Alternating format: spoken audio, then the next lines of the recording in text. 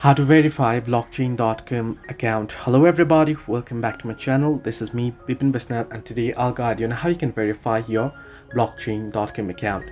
Now if you're logging into your account, then you'll get the verification code for account creation on your mail, on the Gmail or email that you used to sign up.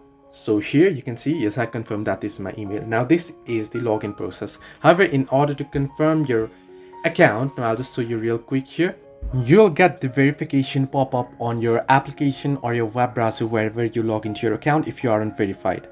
So here I'll just show you. If I am not verified and if I try to trade or use any other options, then it'll ask me to verify my account. So I'll just tap on trade here and then tap on buy, and it'll ask you to verify now. So you want to tap on verify now.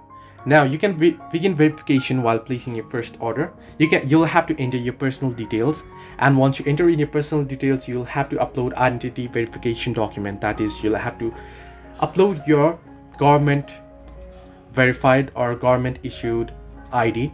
Then you will have to submit the application, and if your application is submitted and if it is verified, then your verification is complete if it is approved. However, for that you'll have to make sure that your personal details and your documents matches all the details that you have entered, and that your ID that you submitted hasn't expired.